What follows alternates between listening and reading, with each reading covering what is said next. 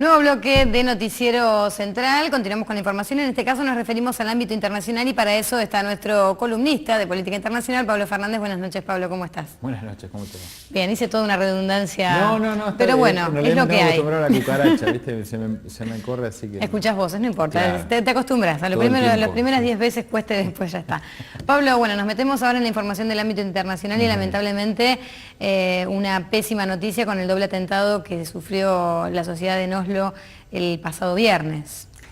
De alguna manera nos anticipaba estos comportamientos que tienen una relación directa con una ideología, o bueno, no ideología, no, una manera de entender el mundo como era el choque de las civilizaciones de Samuel Huntington, y que acá está la referencia, ¿no? Este odio racista incentivado indiscutiblemente por toda una maquinaria que tiene estas aristas completamente vinculadas a una exacerbación, ¿verdad? Un chauvinismo a ultranza, que es el mismo chauvinismo que permite que muchos africanos se mueran en las costas de África intentando llegar a Italia, es el mismo que masacra a rumanos en la trata de personas, digamos, como que forma parte de una especie de escenografía que está planteada en una Europa rica que ahora empieza a sentir, ¿no?, los costos Claro.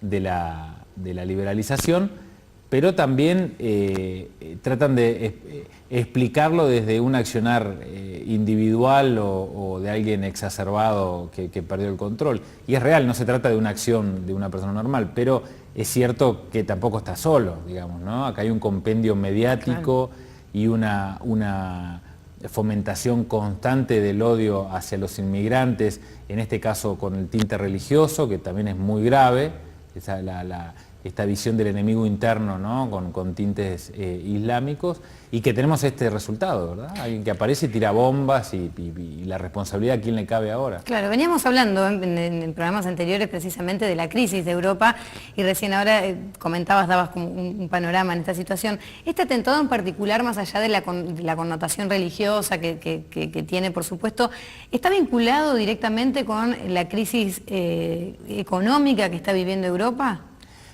La crisis, es importante destacar que la crisis es una crisis del capitalismo, ¿verdad? Sí. Es una crisis que puede en algún momento trasladarse a Sudamérica, es una crisis que en algún momento puede transformarse en algo sistémico, digamos, como que empezamos a entrar en crisis una vez al año, pero también habla de esos valores trastocados en los cuales se incentiva el odio al diferente, se incentiva el odio al extranjero, se incentiva el odio al inmigrante, y tenemos como estas explosiones completamente irracionales, llenas obviamente de una violencia premeditada, porque también preparó el atentado, claro, lo trabajó, lo expulsó a través de las redes sociales, digamos, todo lo que ahora nos lamentamos, ¿no?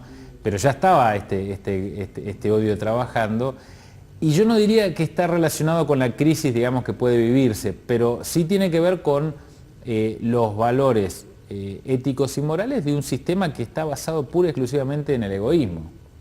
Digamos, no hablar de que esta crisis está ligada también a la desaparición de cualquier valor normal de relación humana es también ignorar que yo me puedo lamentar y horrorizar por estos 90 chicos que fueron asesinados, digamos, en un acto demencial, pero todos los días la cantidad de mexicanos que intentan entrar, claro, a Estados Unidos y que no son noticia porque efectivamente la noticia se ha normalizado y también es una cantidad muy grande. Entonces, no es que unas muertes valen más o valen menos, pero es el mismo sistema que impulsa esa violencia hacia el diferente, ¿verdad? Así como este hombre odia a los islámicos, y él dijo que venía al mundo para detener a los marxistas y al Islam.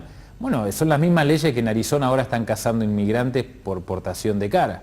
Claro. O las mismas leyes que en Georgia hace un par de meses fueron sancionadas, que tienen que ver con la detención por color de piel, digamos. Pero la idea es la misma, ¿no? El choque de civilizaciones. Samuel Huntington, cuando propone esto allá por los 90, él habla de que va a ser Occidente contra el Islam. Pasa que hoy ha tenido un cariz mucho más violento, podemos decir, bueno, no es contra el Islam solamente, es contra el diferente, ¿no? Claro, contra el inmigrante, exacto, contra el indocumentado.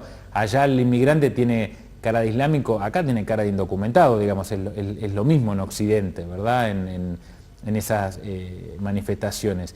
Y el tema del Islam, bueno, todos sabemos que hay una demonización de la cultura islámica porque precisamente, como te decía, viene al anillo para establecer un enemigo uniforme que está en todos lados pero que nadie conoce, ¿no? El terrorismo internacional.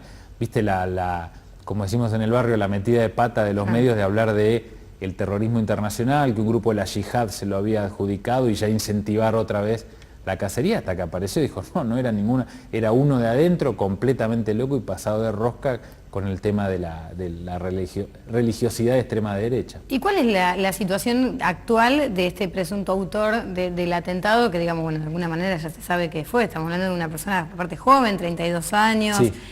¿Cuál es la situación de él? Lo que se va a intentar demostrar es que él actuó solo y que es víctima obviamente de una serie de circunstancias desgraciadas que lo han llevado a este acto irracional. Y eso es parte también aporte de los medios, digamos, no esa visión, digo, ninguna, ¿no? Ningún cuestionamiento a un sistema político que educa en el odio, digamos. Yo puedo hablar de la cantidad de crímenes de odio que hay en España o en Italia, sin culpar a que hay un sistema ahí que precisamente margina toda esa mano de obra esclava que es la que mantiene a la Europa pujante, digamos. Es muy lindo hablar de lo lindo que está Miami sin hablar de la cantidad de indocumentados que están trabajando en los tachos de basura para mantener esa economía.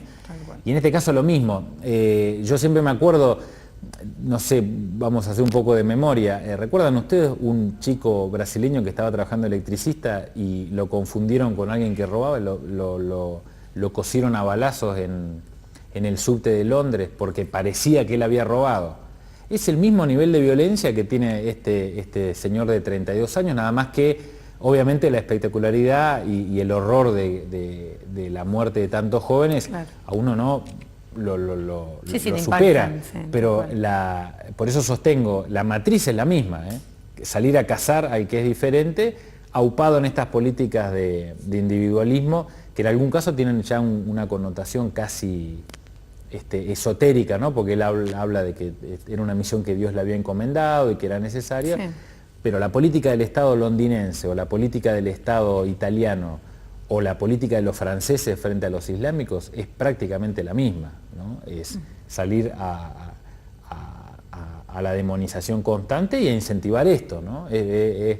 Digamos, yo me puedo horrorizar de que salgan a cazar mexicanos en la frontera, pero hay una ley que lo está incentivando, claro, ¿verdad? Pablo, muchísimas gracias, pero antes de despedirte, por supuesto queríamos preguntarte, tenías una invitación para hacernos, ¿no? Una invitación, sí. Para mañana. Mañana 26 de julio se cumplen 58 años del asalto al cuartel Moncada, que fue lo que dio origen en realidad al movimiento 26 de julio, que es el que dirige lo que después se conoce como la Revolución Cubana. Pero en términos históricos es un cambio de paradigma en las rebeldías latinoamericanas. De hecho se llama el Día de la Rebeldía Latinoamericana. Y por primera vez en Neuquén se va a hacer un encuentro como una especie de homenaje. No celebración porque es un hecho luctuoso, claro, porque en realidad la caída del Moncada tiene que ver también con mucha gente que murió, asesinatos y secuestros, porque no salió bien, digamos, ¿no? Pero se llama 26 de julio la victoria de las ideas porque ahí se genera el movimiento 26 de julio. Salen de hecho los colores que hoy se esparcen por toda Latinoamérica, el rojo, el blanco y el negro, y que hoy son la simbología de las rebeldías en el continente. Nos pareció un momento muy importante para juntarnos a debatir, a charlar, casi una mateada que va a ser ahí en la cooperativa 8300 después de las 7:30 de la tarde. Obviamente va a estar TVC cubriéndolo, por supuesto, porque va a haber un par de conferencistas y se van a pasar algunos videos y se va a hablar de la actualidad del caso de los 5 héroes cubanos, porque hay muchas novedades al respecto, y la invitación a todos los trabajadores y trabajadoras que estén escuchando, que quieran ir a compartir con nosotros esta efeméride latinoamericana. Pablo, muchísimas gracias y te esperamos la próxima para seguir hablando más de política internacional. Acá estaremos. Nosotros compartimos ahora los principales títulos internacionales. China, tras 21 horas entre los hierros, rescatan con vida a una niña. El rescate de Xiang